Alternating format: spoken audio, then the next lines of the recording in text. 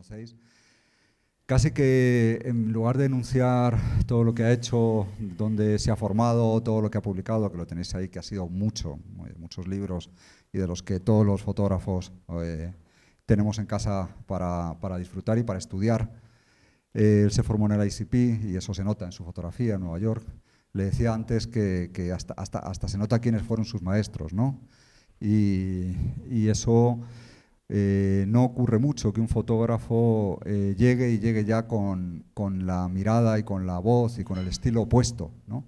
Probablemente lo trae puesto desde hace mucho tiempo y lo ha expresado tanto en sus fotografías, en sus escritos, en sus palabras y en sus conversaciones, ¿no? Quien haya tenido el gusto de poder hablar con él un ratito sobre fotografía o cualquier otra cosa, sabe que escuchar a Ricky es como ver sus imágenes o leer sus libros. Para mí y para muchos de mi generación, que venimos un poquitito después que él, Ricky ha sido una referencia, alguien que venía adelante abriendo camino y haciendo los encargos editoriales inicialmente, después comerciales y por supuesto el trabajo personal, de una manera muy especial, con una mirada irrenunciable, innegociable y con las cosas muy claras, ¿no? Siempre experimentando, pero siempre teniendo claro que la fotografía es para experimentar, sea en un encargo o sea en un proyecto propio. Pues todos los que hemos venido detrás, aprendiendo de toda esa manera de fotografiar, estamos agradecidísimos a Ricky, el tiempo que vivía aquí, que estuvimos todos disfrutando con todo lo que hacía, y actualmente estamos agradecidísimos de que lo quiera contar en forma de libro, publicando sus ensayos sobre fotografía. Hoy nos hablará del nuevo libro que ha publicado. Y poco más, que muchísimas gracias, Ricky, por venir. Gracias a todos y todo tuyo. Adelante, te voy a colocar tu parte. ¿A mí se me oye cuando hablo? A ver, espera, no, si no me avisas, ¿vale? Porque va bien. Mil gracias, Matías, ¿eh? Qué palabras más bonitas, macho. Te voy a llamar siempre que esté de bajón para que me... Cuando quieras. Es especialmente bonito cuando gente del gremio y además de gente de generaciones pues medio posteriores y tal, tenéis palabras así. Gracias de verdad. Y gracias a Leica por sacarme un poquito de Bilbao, y a mí todas estas escapadas y sobre todo si es a Madrid, pues las hago feliz. Bueno, y gracias a vosotros por venir, por cierto. Al final, el tema del Tratactus es un proyecto literario en el que estoy metido. Es el primero de un trío de libros, ¿cómo se dice? Una trilogía. Como Baroja, siempre antes de morirme quiero hacer 3 de algo, que no sé si será posible, pero bueno, uno ha salido ya. Y vamos a utilizarlo, lo quiero utilizar un poco como coartada para hablar de fotografía, ¿eh? No va a ser una digresión literaria, ni yo me voy a emplear con lecturas del libro ni nada. Sí va a haber una breve lectura de algo que es verdad, que coincide y que me di cuenta cuando vino Javier a visitarnos a Bilbao, al centro. Esa visita fue en un principio pues para intercambiar un poco información y ver si había una colaboración posible. Luego lo bonito ha sido que alguien del talante de Matías está dinamizando esto y que me hayan llamado, pues yo me siento muy honrado. La cosa es que en ese primer encuentro yo acababa de editar el Tratactus y hablando del modo más inconsciente e impremeditado me vino a la cabeza un fragmento muy claro en el que hablo del modus operandi y de una camarita pequeña Leica con la que yo me acompañaba en Nueva York, ¿no? Que tampoco es algo que sea especialmente cardinal en mi trabajo ni nada, porque yo no soy fetichista, pero me sirvió para darme cuenta de que en los 30 y pico, 35 años creo que son, lo que sea, ha habido muchas evoluciones, pero se han mantenido 1 o 2 pautas recurrentes. Y una de ellas es la del asfalto, la de la cámara pequeñita en mano y el flanear como un carterista entre gente. Eso, de un modo u otro, han ido pasando los años y se ha mantenido. Y en esa época además se mantuvo, bueno, pues efectivamente con una pequeña Leica que yo utilizaba para imitar a los grandes héroes que tenía yo judeoamericanos, ¿no?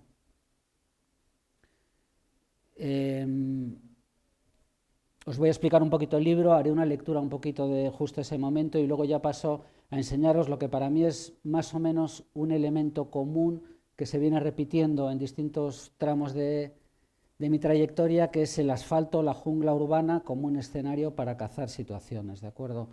Eso me ha acompañado desde el principio e incluso, si estamos hablando de 1889-90, voy a acabar con un audiovisual que es Todas las cosas del mundo, en el que hay mezclados distintos estratos, y uno de ellos es el de la fotografía de calle, que sigo practicando con esta Leica pequeñita, que está con los dibujos quitados, nunca sé dónde es la velocidad buena, y es la única cámara que me queda, porque de hecho tengo que reconocer que he perdido completamente ahora mismo la dinámica de lo que es la toma fotográfica, la fotografía como crónica de una realidad que tengo ahí delante. Estoy con unos cuadernos locos desde hace años, pero esa Leica pequeñita se mantiene al lado del ordenador, gastándose con el tiempo, y al final se ha convertido en un aliado pues innegociable. Es cierto que no me puedo desprender de ella. Del resto de cámaras me he ido desprendiendo sin ningún problema. De hecho, no me quería enrollar tanto, porque si no, no vamos a dar fotos. Pero yo no me acordaba qué había hecho con la Contax. No me acordaba. Alberto y yo estuvimos en Manila trabajando y tal, y digo, ¿y esa cámara con el cariño que yo le tenía? ¿Dónde coño está? La tiene Alberto. Y no me acordaba. Y un día me llama y me dice, oye, ¿qué tal? Y le digo, pero ¿y la osa está? Que enfoca mucho. No la quiero para nada. Eso enfoca demasiado. Bueno, os voy a leer un fragmento que para mí es muy sentido, ¿de acuerdo? Que tiene que ver con todo este proceso de convivencia con Leica. Mirad, el libro Tractactus tiene una articulación en 6 capítulos, ¿vale? Que de un modo no declarado tienen que ver con el ejercicio de captura del tiempo de la fotografía, la relación de la fotografía con la luz, el focus pocus, que es el tercero, es la fotografía y su relación con el conocimiento verdadero. No voy a entrar en detalles de nada, sí me voy a parar un poco en el origen, que es el cuarto, hablo un poco de los protofotógrafos. Los laureles del César, hablo de fotografía y autoría, y el sexto, que también aludo a la cámara, a la Leica que me ha acompañado, es Un mundo feliz, y hablo de la relación de la fotografía con la felicidad. El fundamento del Tractactus, que es un libro bastante raro, de un lado es divagativo, divulgativo, y mezclo ficción con ensayo. Lo que pasa es que cada vez que me pongo un poco estupendo y empiezo a pontificar, prefiero volver un poquito a la ficción diaria. Y entonces mezclo un poco pues, desencuentros con la asistenta en casa y digresiones sobre la fotografía.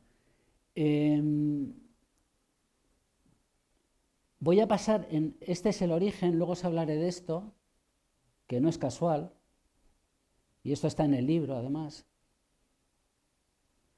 Y voy a llegar a Un mundo feliz, porque os voy a leer este pasaje y esto lo voy a incardinar con las fotografías de calle de Nueva York, ¿de acuerdo? Como digo, yo aquí hablo de la felicidad, pero de un modo muy divagante, y asocio distintos elementos. Utilizo como coartada un viaje a Nueva York, donde me meto en el Empire State Building, del que hablo como, pues eso, como un emblema del asalto del hombre a los cielos y todo esto, porque utilizo mucho la fotografía y el concepto de Ícaros, la voluntad que tenemos siempre desde el lenguaje en alcanzar los cielos, ¿no?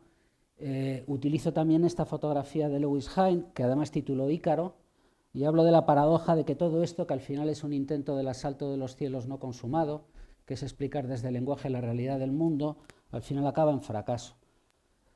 Coincide que justo en la planta 86 del Empire State Building hubo una ola de suicidios, y uno de ellos fue el que tiene el título de suicidio más bello del mundo. Una secretaria, Lauren Bacall, que se parece a Lauren Bacall, que se estrelló contra un Buick para evitar una boda que se le venía encima, ¿no? ¿Y qué hago yo con todo esto? Pues al final hablo de una cosa muy importante para mí, que es, poniendo un poco en la sesera todas estas cosas juntas en una cafetería de la Quinta Avenida, hay un momento muy concreto en el que hablo de modo excepcional de lo que es pues el fetiche y el enamoramiento que yo tuve con esta cámara, con esta Leica pequeñita, ¿no? Me meto dentro en el texto en medio, ¿de acuerdo? En el asfalto de esta ciudad irrepetible, que contemplo ahora desde la cafetería de la Quinta Avenida, cruzan sus vidas la miríada de figurantes y actores de este teatro de 1000 voces que es Nueva York. Con poco más de 20 años me aventuraba yo diariamente a las calles de esta selva, armado con una pequeña Leica CL y una lente de 40 milímetros. Planeaba con vuelo bajo por calles y avenidas, decidido a soñar mejor el mundo desde el rectángulo de mi cámara. Me escurría entre la gente con los aires felinos de un carterista hurtando almas en cada uno de mis disparos, imitando a mis héroes judeoamericanos, los Frank, Klein, Winoran y compañía, los street shooters por antonomasia, extranjeros perpetuos que hicieron de su disloque con esta realidad caleidoscópica, con este hormiguero de tráfico, de mutantes a la carrera, rascacielos y cemento, el fermento de sus pesadillas y de sus sueños fotográficos. Nueva York, puedo decirlo así, fue la verdadera escuela en la que hace un cuarto de siglo forjé mi mirada y me convertí en fotógrafo. En esta jungla de almas en permanente danza, en este Edén contradictorio, moderno e inmemorial a un tiempo, varado en el pasado siglo y futurista a su manera, conocí, podría casi asegurarlo, la felicidad.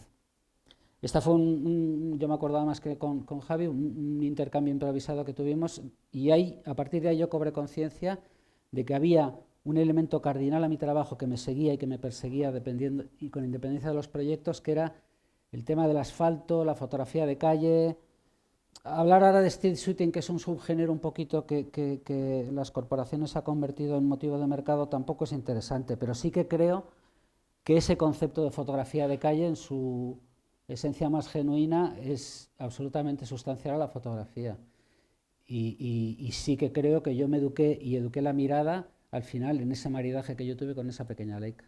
Además venía yo en el tren esta mañana y iba pensando, yo la Leica me la compré como estudiante del ICP en Nueva York, que es donde me eduqué como fotógrafo, efectivamente imitando a mis fotógrafos predilectos en ese momento, sobre todo Klein y Nueva York y tal, aunque también estaba Garry Winogrand, que en ese momento era un desconocido aquí, y ya había fallecido, porque falleció con 70 años, y en los 90 ya no existía.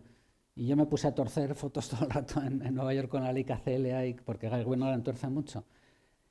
Y venía yo pensando en el tren, la cámara me la compré en B&H, de segunda mano por $700. Y para mí fue mi primera cámara. Bueno, pues yo todavía tenía eso, tenía y como estudiante que era, pues tampoco me podía permitir una Leica de primera mano, ¿no? Pero bueno, eso me acompañó y se demostró muy útil, porque al final la calle yo la resolví como hay que resolverla, porque hay muchas veces que la gente desde su impericia o el desconocimiento que tienen por la metodología de todo esto, yo en la escuela de fotografía estoy todo el día impartiendo, ¿no? El género de la fotografía de asfalto es el que más atrae a los ¿cómo se dice? A los iniciados, no, a los que al revés, a los que se están iniciando en la fotografía, porque es especialmente ingrato salir ahí fuera, hacer fotos confrontando, tal cual, entonces atrapa mucho, pero es verdad que tiene su propia metodología, es verdad que tienes que ser una persona con un punto de ironía, que tienes que hurtar carteras todo el rato, ¿no? Yo siempre digo que en una situación en la Cibeles donde tú estás haciendo fotografía de calle, solo hay 2 personas a las que no les van a robar la cartera, a ti y al carterista, porque son las 2 personas que más se están haciendo el tonto y más atentas están, ¿no? Y para mí eso fue una verdadera escuela. Ese año que yo estuve fue mi primer corpus de fotografías. Lo realicé en las calles de Nueva York y luego tuve la suerte de que fue motivo de exposición en el espacio alternativo del ICP, todavía como alumno, ¿no? Y hacía estas fotos.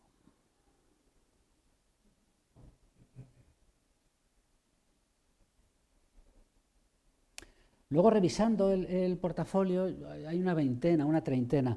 Para el tiempo han pasado como 10 o 12 fotografías, ¿no?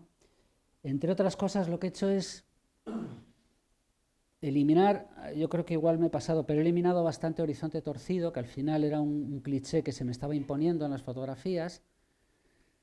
Pero luego cuando vuelvo a ver las fotos, que no están aquí algunas de ellas, es un Santa Claus cruzando la tal, una mujer vestida de Marilyn Monroe en una discoteca. Lo que pasa es que hay un énfasis demasiado acusado en el horizonte torcido, y al final el paso del tiempo me enseñó a ser un poco más contenido con eso. Y lo que he hecho es preservar una selección de 12-15 fotografías donde pues en muchas el horizonte no es torcido. Hay una cosa muy curiosa que tiene la fotografía y el tiempo, y es, alguna cosa buena tenía que tener el tiempo, pocas. Pero yo sí veo estas fotos que juro que cuando las hice yo pensaba que estaba en la vanguardia de la modernidad.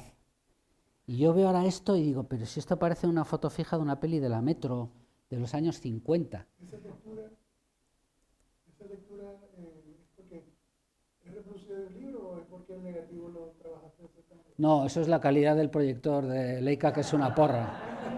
No, las fotos tienen una textura espectacular, de verdad. Pregúntale a Matías, ¿a que sí, Matías? Sí. Incontestable, vamos. Sí, sí, sí. Sí. No, no tienen tanta, ¿eh? O sea, lo estás viendo a una distancia que efectivamente el grano está multiplicado, pero no tienen tanta. Lo digo de verdad, no, pero se ve, vamos, que yo encantado, ¿eh? No, pero yo no me refería a eso, ¿eh? Cuando hablaba de esto. Hablaba de que tiene un ambiente retro. Las fotografías, cuando yo las hice en Nueva York, pues para mí el Nueva York que yo fotografiaba era un Nueva York de modernidad y vanguardia. Y cuando las veo ahora las veo con nostalgia porque veo un Nueva York anclado en el tiempo. Y me gusta, es lo que quiero decir, esa pátina.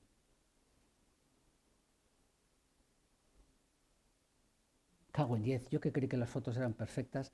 Más... Cago en la leche. Esto sí, está, y es curioso, no tengo por qué, pero está revelado con Rodinal, y en ese momento yo buscaba ahí un perfil de grano muy acusado y tal, y lo tengo muy presente, porque es verdad que yo vengo de esa estirpe de fotógrafos que nos reconocemos entre nosotros, donde la cuestión del positivado también forma parte orgánica de la fotografía. Y aquí nació mi relación con el laboratorio, que se ha perpetuado hasta hoy, aunque hoy lo que hago es tiraje con imprenta, no con impresión, pero igual.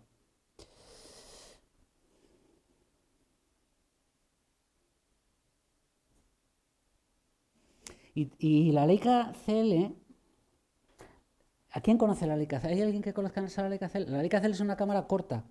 ¿Tú la tienes presente, Alberto?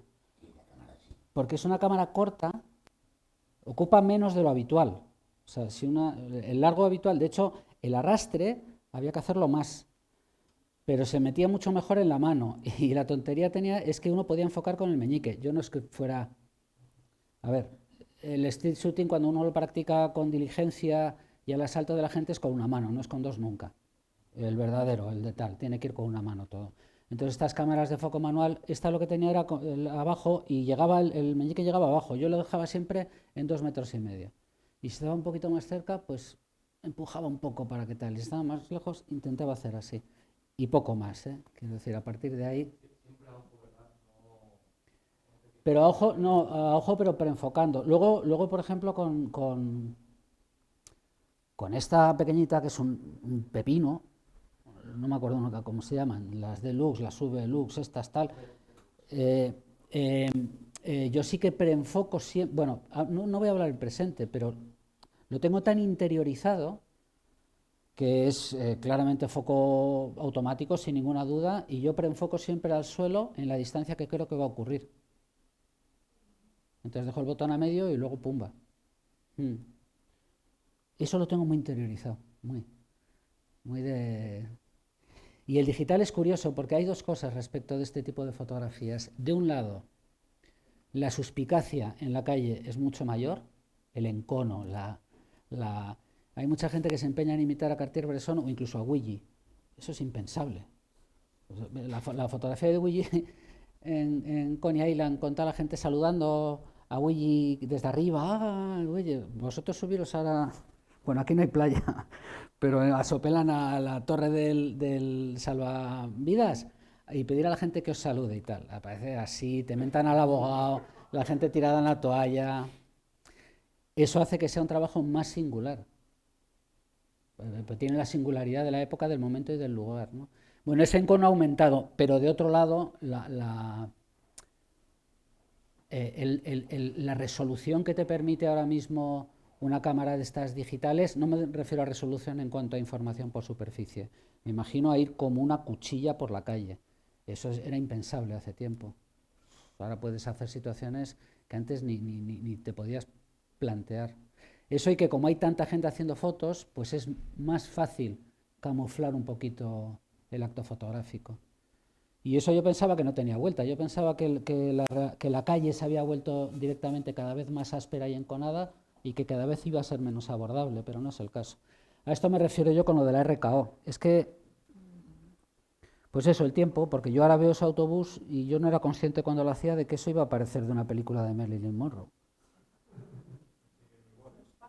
Y siguen iguales. Eso es curioso. En esta vuelta que hice yo al guardavías Nubio, que le llamo yo, en el Empire State, pues eso, la vuelta que yo he hecho a Nueva York, que había pasado un tiempo, yo me quedé muy sorprendido por eso que digo, de que es una ciudad que ha quedado anclada en el siglo XX, ¿no?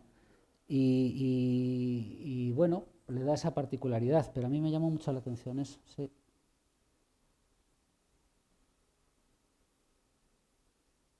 Y yo aquí me hice fotógrafo. Cuando digo la frase esa de que fue mi escuela, era verdad. Quiero decir que luego lo que pasó fue cuando a la vuelta ya a Nueva York aquí me tuve que profesionalizar.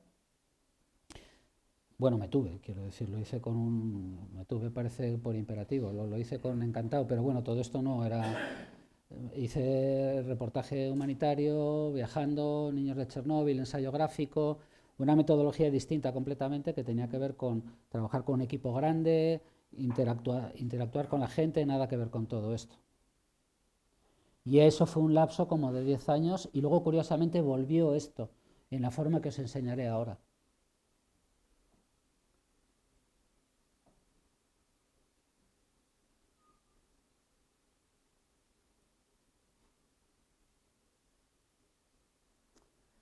Esto fue a la vuelta en Madrid yo mantuve un poco el pulso con la calle, con la Leica. Estuve 3 meses haciendo fotografías, pero lo que obtuve no ha quedado para el tiempo. No es algo, yo creo que igual tenía la cabeza ya en otro lado, o el propio escenario, no sé qué fue, pero bueno, se han quedado un par de fotos que he mantenido, pero para mí el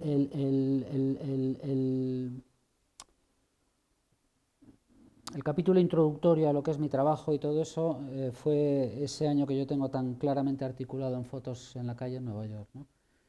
Y luego ya, como digo, me metí en la profesión y esto pasó rápido, ¿vale? Pero tiene que ver con todos estos trabajos.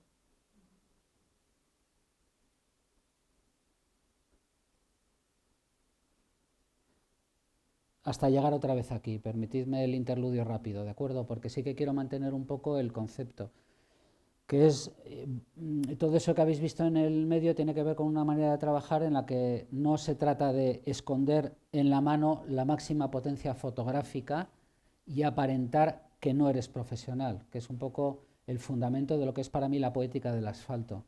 El relacionarte con los demás no en una condición de periodista, sino al final de horizontalidad y de tal, ¿no? Hay ese, como digo, ese paréntesis que tiene mucho que ver con el fotoperiodismo como fuera, que yo celebro enormemente, que me tuvo viajando y al que le debo mucho, pero que tiene una dinámica completamente distinta, porque ahí sí que te haces ver, te significas y no estás, pues eso, hurtando situaciones, ¿vale? En Manila volvió a aflorar un poquito todo esto, porque es verdad que ya liberado un poquito de esa condición profesional de fotógrafo, viajero, humanitario, tal, volvió un poco el fundamento poético que no era ni informativo ni reparador, era volver a encontrarme yo un poco con mi propia fotografía, ¿no?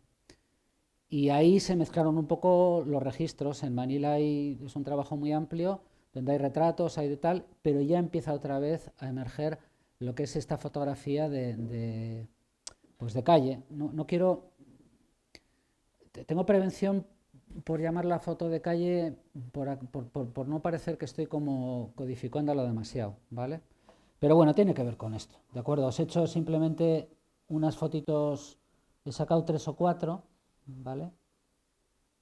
Que tienen que ver con esa mecánica de no interactuar, de confrontar. Bueno, aquí sí que he interactuado, ¿eh? Pero no, por otro lado no, porque porque tiene que tener una condición de encuentro efímero, ¿de acuerdo? Que es la condición que tiene Diane Arbus, que sí es street shooter y es retratista, pero mantiene un poquito la capacidad de, pues eso, de encuentro fugaz, ¿de acuerdo? Yo creo que es la única excepción, porque hay interacción, pero luego se va. Bueno, sin más, ¿vale?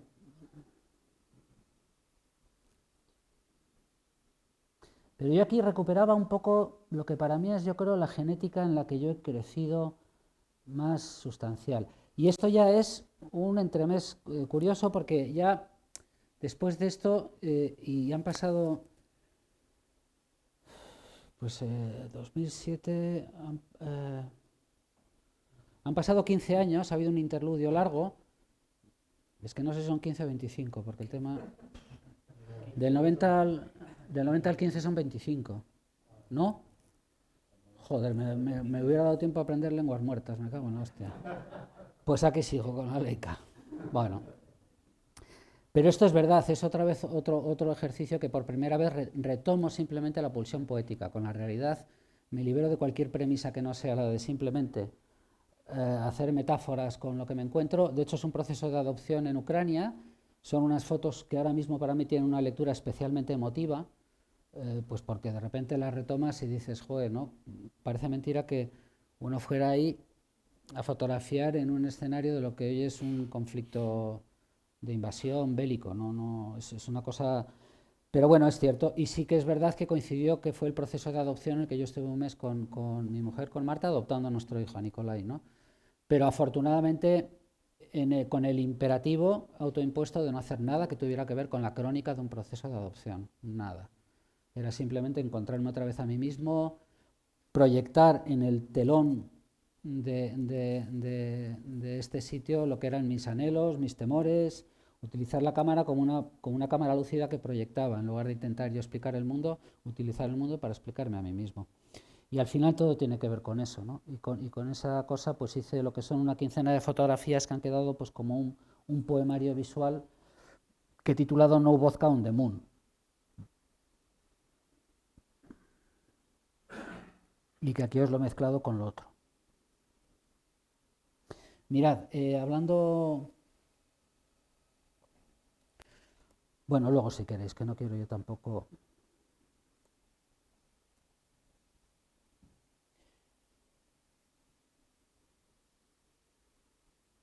A mí me gusta mucho esa Leica viejilla que tengo, digital, porque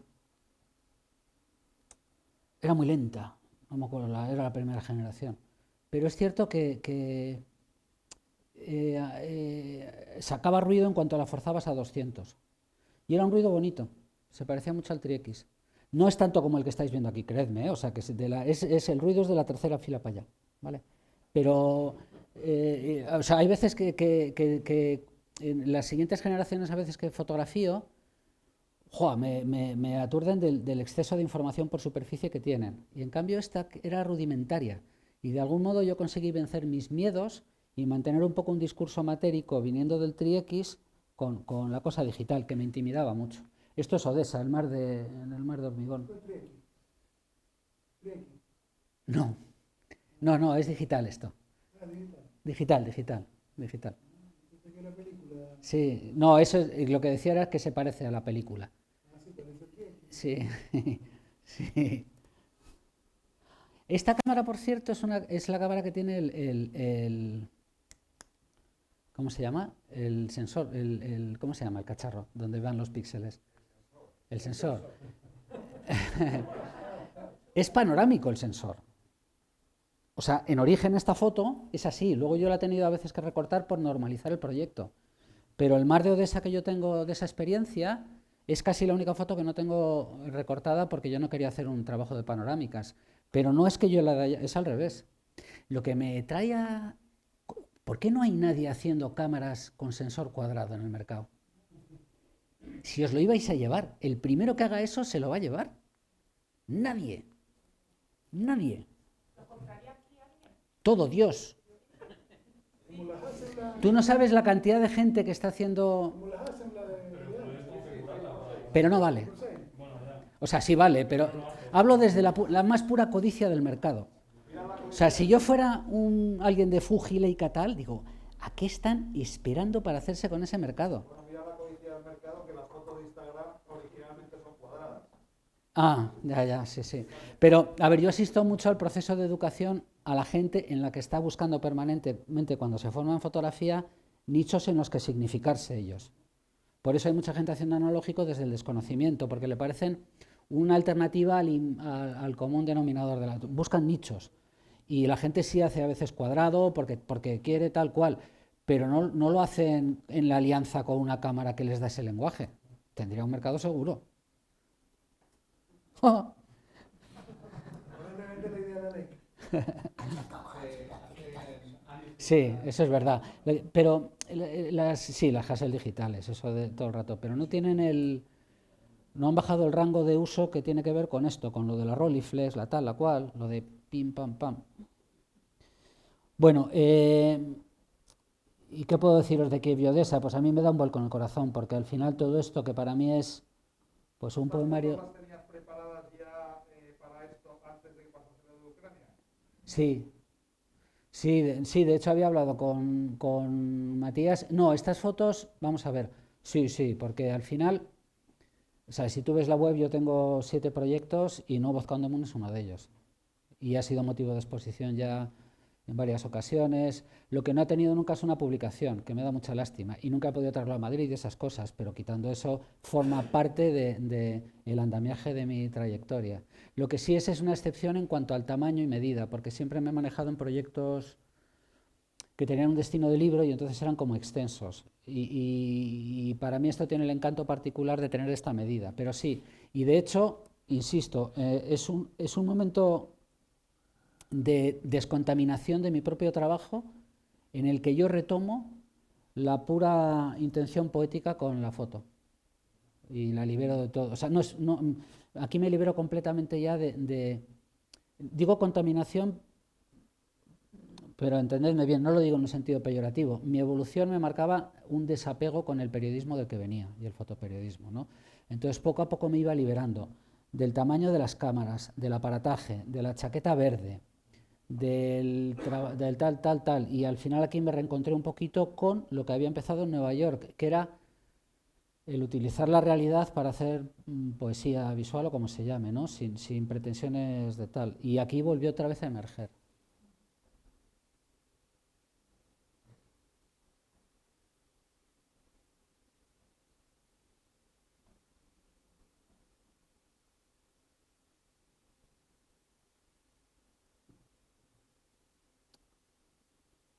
Con esa foto, con la anterior ahora no me relaciono bien. No, pero quiero decir que en ese momento Thanos, de hecho le falta un poco, porque yo soy un jesuita y entonces nunca hago bien sexo ni nada de eso, pero a mí Eros, Thanatos, tal, yo creo que desde Shakespeare. Pues a esto le falta, Thanatos no le faltaba, pero le falta Eros. O sea, una foto de las de Alberto empalmado delante del espejo.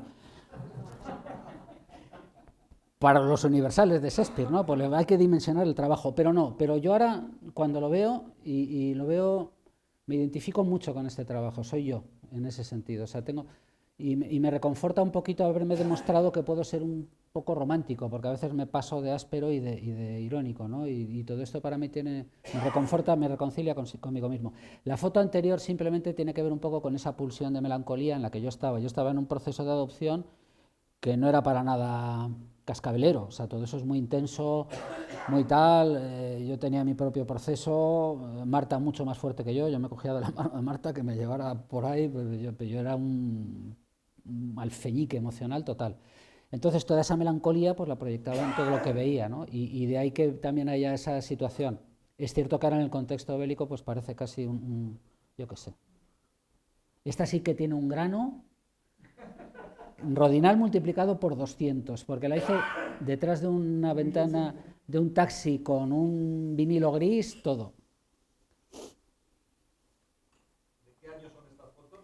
2007 o 9, yo ahí me puedo equivocar un poco, ¿no? Pero tienen que ver con eso. Esto es ya la vuelta. Una foto de Esperanza desde el avión. Y este no, no. Sí, es una expo que es bonita por eso, por la medida y por todo, claro, sí, sí, es muy bonita. Y esta es Nicolai, la foto del pasaporte, que es un poco también Aquí empezó una cosa que ahora mismo, bueno, no me voy a leer. Vale. Voy a hacer una cosa, porque yo no quiero tampoco desacompasar esto, ¿no? Y hay que resolver bien las cosas en una hora. Es que no quiero dejar de aprovechar el encuentro para poneros una proyección, ¿de acuerdo? De todas las cosas del mundo. Y me voy a saltar un poquito Bogotá, que os lo voy a... No, porque luego... No te preocupes, Matías, que sé lo que hago. Sí, entonces lo que quiero decir con esto, porque es una licencia que me quiero tomar y perdonad que abuse de vosotros, pero es cierto que es un trabajo en el que yo puse mucha ilusión, un libro en el que me reconozco muchísimo, que es del 2015, y que para mí, claramente, porque ya no lo he vuelto a hacer, cierra el paréntesis que se abre en Nueva York y que entronca directamente con esta cosa que yo puedo, de un modo muy natural, vincular al uso de una cámara pequeñita con tal con cual. Yo no soy un fotógrafo de género. Es cierto que desenvolverme en la calle forma como una de mis 2 o 3 variables, ¿de acuerdo?, en las que he ido forjando un poco mi personalidad. Eso sí que ha ido entrando y saliendo en mi trabajo, en todas las cosas del mundo, que es el trabajo que os voy a proyectar ahora. Tampoco es un trabajo de género. Utilizo también de vez en cuando la fotografía de asfalto, pero también hay apropiacionismo, intervención y finalmente mi propia poesía escrita, que no está en el audiovisual, pero sí está en el libro, ¿no? Pero curiosamente, uno de los ejes en torno a los cuales está construido el trabajo es este desenvolverme en situaciones así de urbe, de tal, de cual.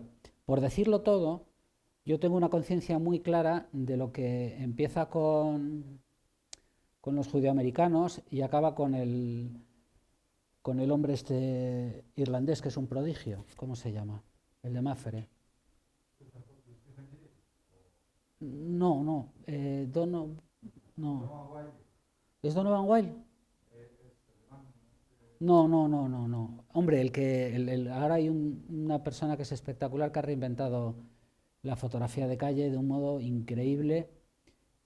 Perdonad el lapsus, porque sí que es alguien muy significado y que tiene mucha posición. Y sí que yo quería mencionarle simplemente para que no pareciera que estoy haciendo un alegato de la ortodoxia de la fotografía de calle de los 50, ni mucho menos. O sea, este subgénero está más vivo que nunca. Cuando piensas que Moriyama o Petersen lo han apurado, de repente aparece este, que es una pasada. ¿No te suena a ti tampoco? Aquí lo trajo Mafre. Sí. De color, de tal, de cual, cinetismo, tal cual, pero es es una maravilla. Bueno, lo que quiero decir con esto simplemente es para que tal. Y la proyección que os voy a poner tiene distintos estratos y me tomo la licencia de enseñároslo porque incluye fotografía de calle ocasional un poco para tal, pero es cierto que es en el 2015 y sí que cierra un paréntesis donde yo de un modo u otro en cada corpus y en cada tiempo y en cada proyecto podría ir sacando, a veces muchas, otras menos, fotos que están hechas con esa metodología y ese registro de tal. Y se llama Todas las cosas del mundo, ¿vale? Lo digo porque después de eso yo ya me he metido en una cosa de cuadernos de artista tal cual, donde verdaderamente la toma fotográfica la he abandonado más allá de que algún día vuelva, ¿no? El otro día me llamó Julián de Siniestro Total por la separación que hacen, que se separan. Yo hice mucha música en su época, entonces con ellos hice muchos discos y hay una amistad muy sentida, ¿no? Y me llamó para que les hiciera fotos. Y yo al principio digo, pero si yo ya no... Y digo, vale. Y luego me di cuenta que no tenía cámara. Digo, hostia, pues tenemos escuela, tenemos centro, están ahí las cámaras y tal, pero digo, ¿y yo? ¿Cómo hago yo esto? Entonces estuve buscando una cámara que se pareciera a la mía para no liarme con las pantallas, qué tal, qué cual, y ahí que me fui. Y salía bien todo. Me dolían más las rodillas que antes, pero bueno, una 5D. Todo lo que ha sido proceso de interacción y tal ha sido eso. Entonces, pero tuve que buscar una de las que no tuvieran botones de antes, de Nacho Carrasco. Pero cobré conciencia de eso, que es verdad, no es impostura. O sea, el tema ahora mismo de la fotografía ha quedado reducido a esta camarita pequeña que ya no cambio por nada y cuando hay toma es con eso. Y esta camarita, por cierto, ahora yo la he multiplicado, ¿eh? Pero ahora hago fotos de fotos, metal, me cual, hago muchos líos. Se llama Los cuadernos de removilado y es otro proyecto distinto. Bueno, antes de... Mirad, perdona, Matías, antes de que apagues... esto es, junto con No Vodka on the Moon, el único otro trabajo que he hecho que sí es de género. Es enteramente, al 100%, un librito y una exposición hecha de fotografía de calle, con la Leica pequeñita además, pero yo no tenía conciencia de esto. Aquí sí que estuve yo varios viajes en Bogotá, con un poeta que luego incluyó sus poemas, haciendo un proyecto de libro y exposición, que es este. Os he sacado algunas fotos.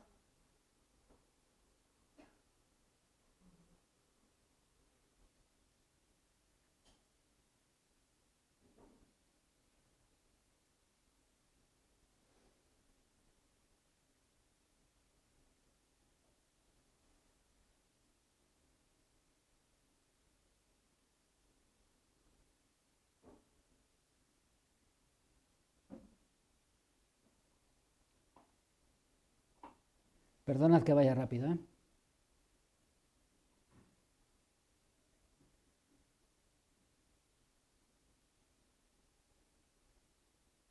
A esta le tengo mucho cariño, esta la tengo conmigo en el escritorio. Me da como calma, no sé, la tengo ahí.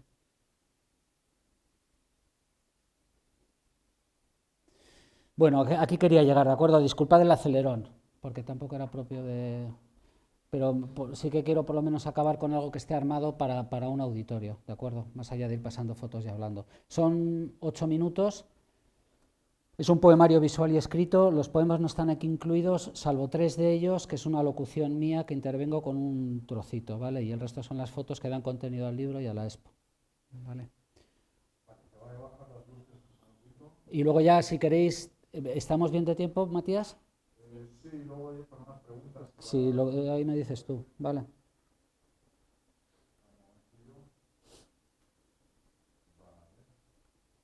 A ver, a ver si el sonido... ¿Le tienes que dar en el...? Ah, ¿yo? Sí, le tienes que dar ahí en el... Mover un poquito el cursor. Ahí está, ¿no? Vale. A ver qué tal el sonido.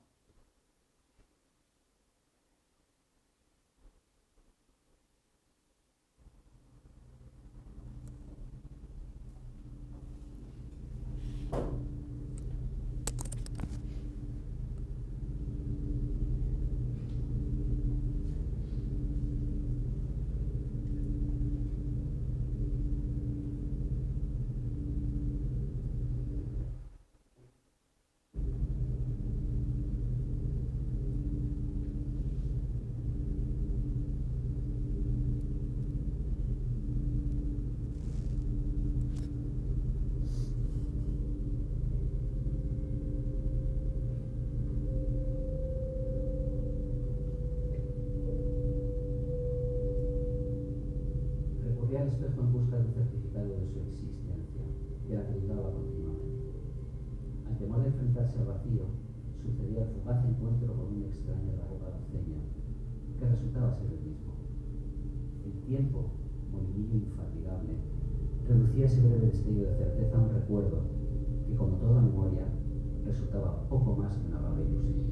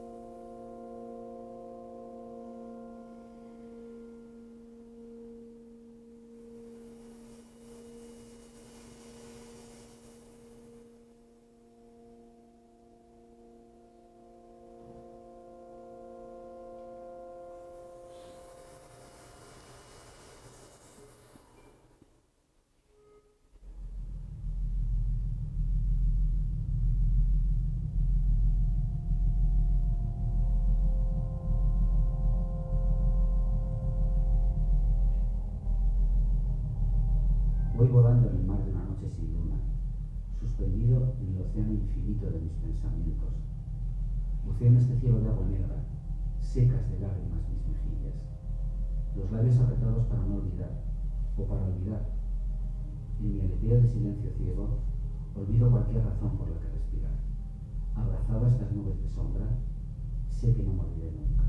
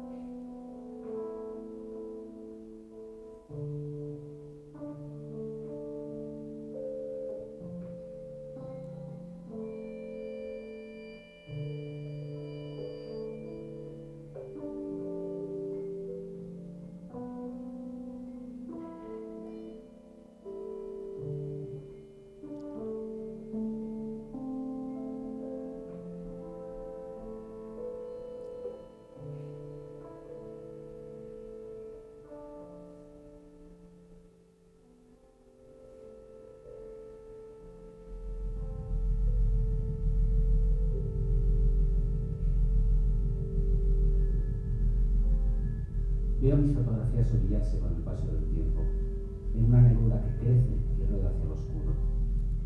Delante de esta mirada, lo desconocido siempre, escondiendo insectos que nunca verán la luz ni sentirán una caricia.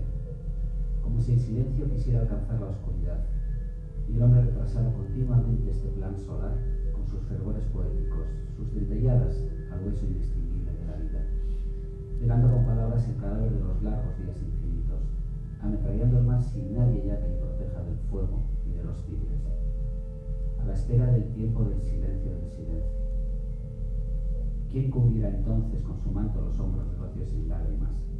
¿Quién hollará la tierra en su caída?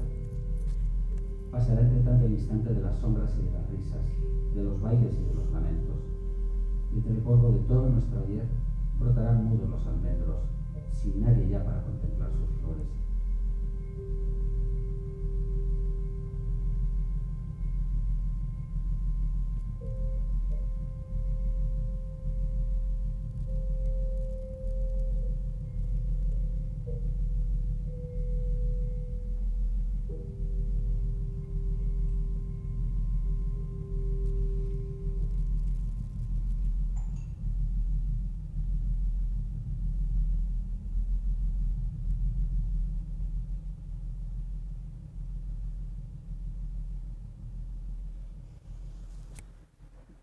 Listo.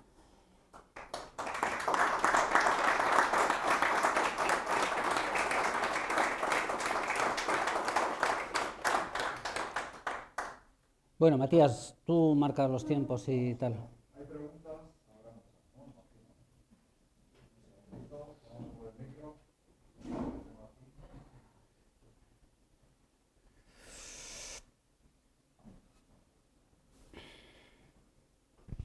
Hola, buenas tardes, Ricky.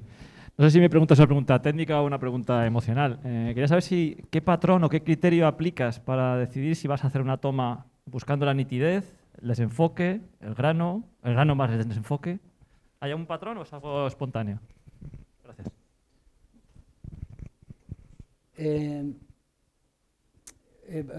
Te entiendo la pregunta. Yo al final, una vez que tengo una cierta unidad de estilo formal en cuanto a la luz, me permito todo tipo de licencias en cuanto a las texturas. Entonces eso me da una libertad de acción en la que no me preocupo. Mezclo una cosa reventada con una cosa de definición, pero todo lo hago un poquito desde el gobierno que siento que tengo en el discurso de luz, que a todo le da una unidad, ¿sabes? Luego ya depende de, hombre, por ejemplo, cuando estoy haciendo Nueva York es una cosa solo, cuando es Bogotá es otra, aquí ya es mucho más ecléctico todo, ¿de acuerdo?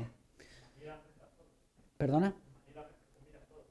No, en Manila solo combino dos cosas. En Manila combino el Tri-X del paso universal, del 35 milímetros, con las caras de medio formato. Solo hay dos texturas, no hay más. En Manila es un trabajo bastante más normalizado. Hay mezclado medio formato con tal. Yo vengo de... o sea, yo veo muy claramente cómo todos esos trabajos son de un fotógrafo que ha estado muy influido por los 90. Perdona, por los 90. Un fotógrafo de los 90 muy influido por Klein, Avedon, tal cual, ¿no? Y, por ejemplo, hay un libro maestro que al final la gente no ha puesto en el valor que se merece, porque Avedon tenía tanto éxito que era objeto de envidia de todo el mundo. Y es verdad que no dejaba de ser una figura de poder un punto antipática, pero yo creo que era un genio absoluto. Y el Autobiography es un libro increíble, al que no le han dado un hueco ni siquiera en lo de la historia del libro y tal, donde pues desde lo que hace es mezclar las texturas de placa de estudio con un tal, y todo es en la puesta en página además, ¿no? Hay mucha inteligencia premeditada detrás. Y yo me acuerdo que ese libro ya estaba ahí en boca de muchos de nosotros y nos servía un poquito de referencia a la hora de buscar coherencia en imágenes que no tienen la misma textura, ¿no? Y cuando lo hacía un maestro como él y veías el libro era apabullante, ¿no? Una foto ahí de niebla tal y de repente una placa de no sé qué, ¿no? El Autobiography es un libro excepcional.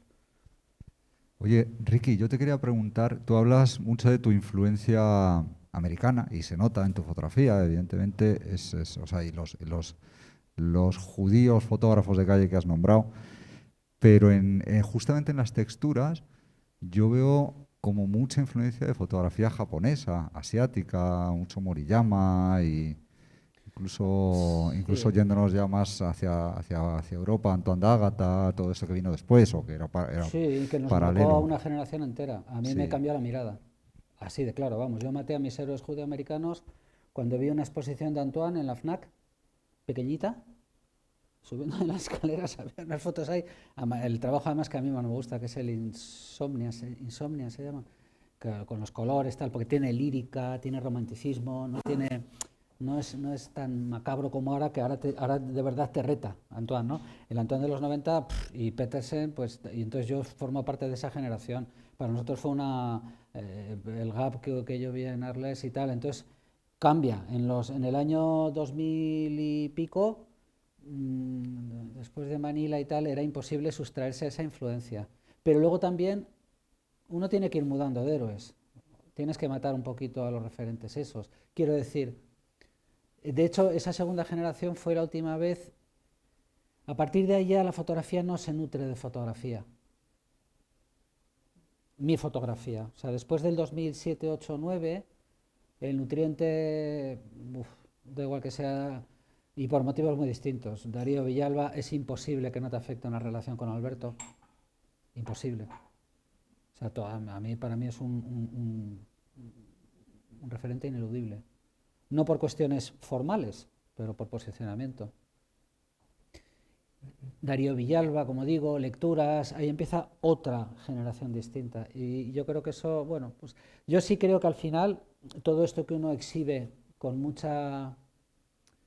porque a mí me parece muy bonito, me parece muy pedagógico y edificante hablar de las influencias y cómo por mímesis uno acaba encontrándose a sí mismo, ¿no? Yo no creo que haya nada que no sea tributario de otras cosas. Pero es cierto también que son ciclos, o sea, hay un momento en el que tienes que matar un poco a todos estos héroes para encontrarte a ti mismo, ¿no?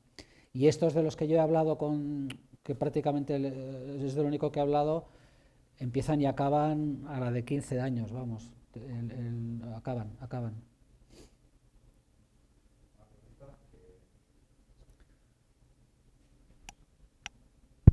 Digamos que después de Antoine... No, es que no es después, quiero decir, estos son maestros vivos, igual que el propio Alberto, y la lección no es fotográfica ni de estilo, es una lección de posicionamiento vital.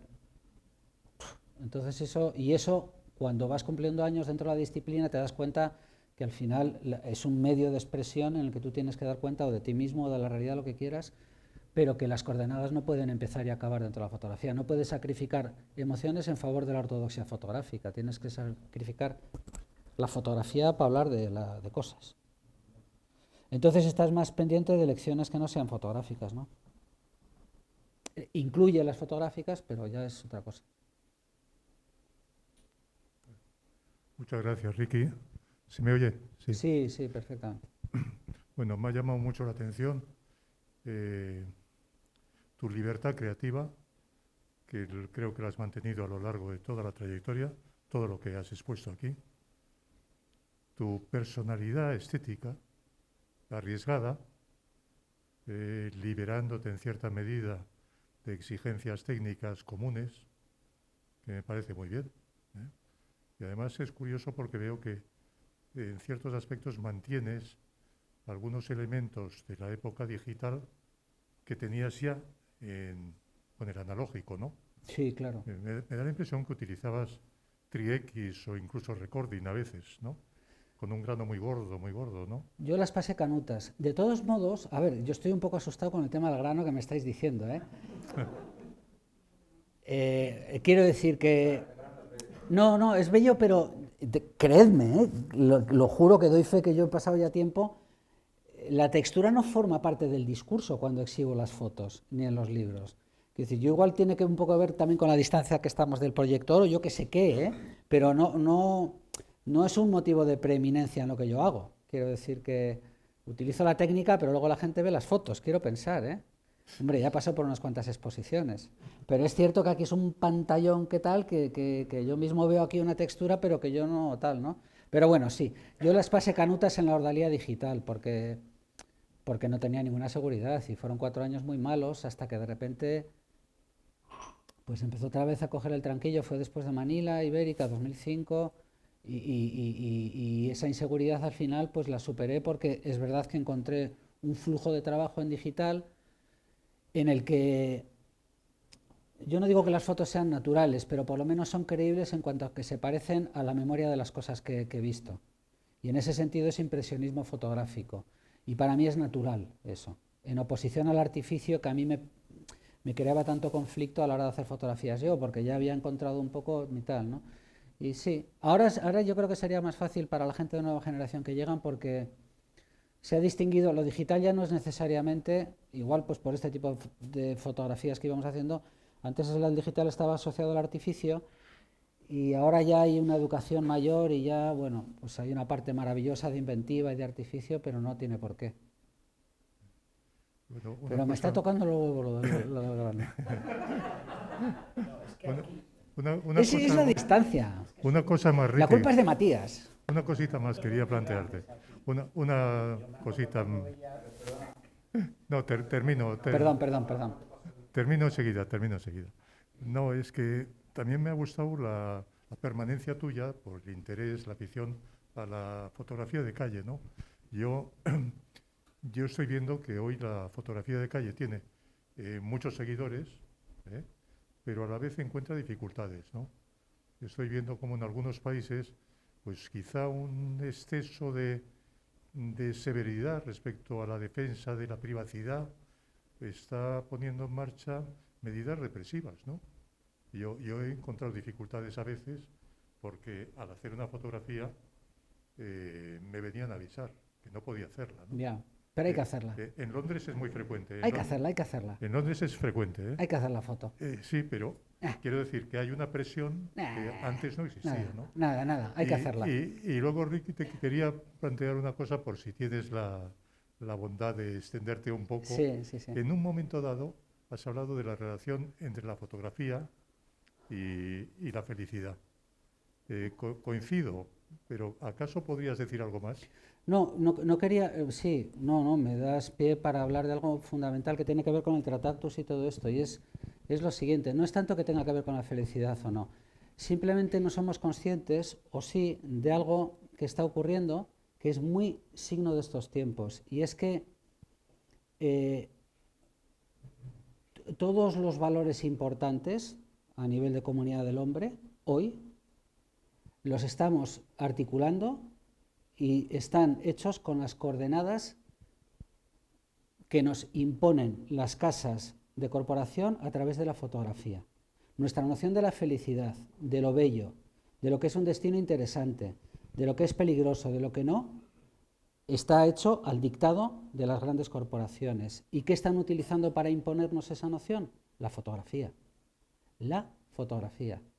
Entonces, nuestra noción de un Edén es una palmera con playas que no sé qué. Nuestra noción de lo bello es una mujer con textura tal cual. Nuestra noción de tal, clicas Google y ahí te sale el inventario de fotografías.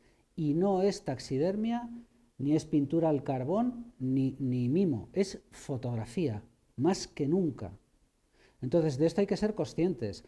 Nosotros tenemos una suerte de que estamos un poco en el núcleo de lo que es el lenguaje fotográfico. Nos faltan palabras, porque esto en escritura se llama literatura.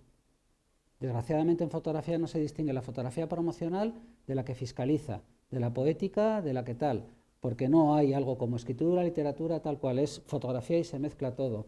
Pero hay un estamento de fotógrafos que, no es que es custodio del lenguaje y es como literatura. Entonces eso simplemente hay que llamar la atención a la gente de que es así, de que la fotografía no es inocente y obedece a intereses espurios. Y esto pasa desde la Coca-Cola, antes no. Cuando en la Coca-Cola echan a los dibujantes y contratan a fotógrafos, es para utilizar la factualidad de la fotografía y vendernos la ilusión de que su producto hace feliz al consumidor. Y eso es con fotografía, no es con otra cosa. Entonces la fotografía opera en las dos direcciones. Puede ser un acto de resistencia o puede ser un acto de vasallaje. Pero hay que ser conscientes de que es que la noción de la felicidad, por ejemplo, es que aunque pensemos que no, que nos podemos sustraer a eso, es un crucero en aguas azules, es una playa inmarcesible, es un tal, estamos codificados por la fotografía. El lenguaje que se utiliza desde hace 80 años, 90 y 100, cada vez más, es fotográfico. Entonces, bueno, frente a eso, ¿qué es? Pues saber distinguir lo que es fotopromocional de lo que no y ser conscientes de que en el inconsciente colectivo la fotografía al servicio de las corporaciones está siendo utilizada para codificar nuestros valores. Nuestros valores, antes lo he dicho, lo que pensamos que estamos mucho más libres de lo que creemos de la noción de lo bello, por ejemplo. Para nada. De hecho, al contrario, pensamos igual a título individual. Como sociedad, nunca hemos estado más sometidos a la engañifa fotográfica. La gente ha creado un avatar en Instagram en el que se venden como propia marca. permanentemente estamos usando la fotografía para exhibir un estado de felicidad a los demás. Falso. Mentimos en Instagram. Mentimos y utilizamos la fotografía para impostar esa felicidad. Y eso es una forma de quererse muy mal a nosotros mismos. Quien hace eso es como quien utiliza su cuerpo de batalla de los cirujanos. Es porque no se quiere bien. Y la fotografía es el elemento aspiracional que está creando toda esta neurosis colectiva. Es así. No es a través de dibujos que te venden las casas de cosméticos sus afeites y sus mierdas. Es a través de fotografía. No es a través de dibujos que te venden los destinos de viaje en las revistas que se llaman periodísticas. La novia que nunca vas a tener en los dominicales. La casa que no tendrás en tu puta vida. El postre que no te va a salir ni de coña del horno. Los abdominales que no tendrás. Fotografía, fotografía, fotografía, ¿no? Entonces, hay un elemento de promoción a través de la fotografía que es velado, hay otro que es declarado, pero hay otro que es velado. Y la palabra es aspiracional, que es una palabra recurrente en todos estos cenáculos de publicidad. Bueno, si juegas al juego, pues es perfecto, le coges un rabo al diablo, pero si desde el inconsciente colectivo esto es una cosa que es... Hombre, para los que estamos dentro de la fotografía, pues lo que es llamativo. Por eso hay que celebrar enormemente la fotografía cuando está hecha desde la perceptiva propia por los autores, porque es un acto de resistencia. ¿O no veis la diferencia que hay entre Leibovitz y Alberto García-Alís? Pues ya está, ¿no? Perdón, Alberto, que te menciono. Lo que hay que hacer es celebrarlo. Y además cuando encima tal...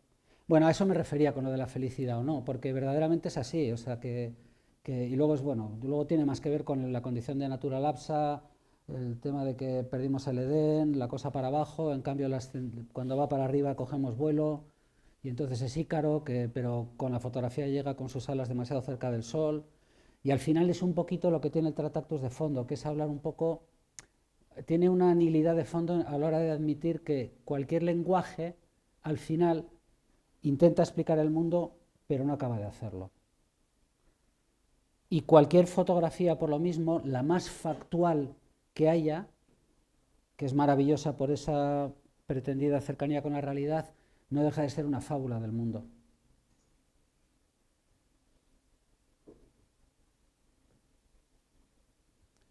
Pero ahí empieza la verdadera responsabilidad moral, en asumir que todo esto no tiene un efecto reparador, que el arte no arregla el mundo, pero le pone música. Esa es la obligación del artista, el que suba a escenarios así y tal para pretender respuestas en lugar de exhibir preguntas, se está equivocando. Bueno, no tenemos tiempo para más. Muchísimas gracias, Ricky. Vale, gracias por venir, ¿eh?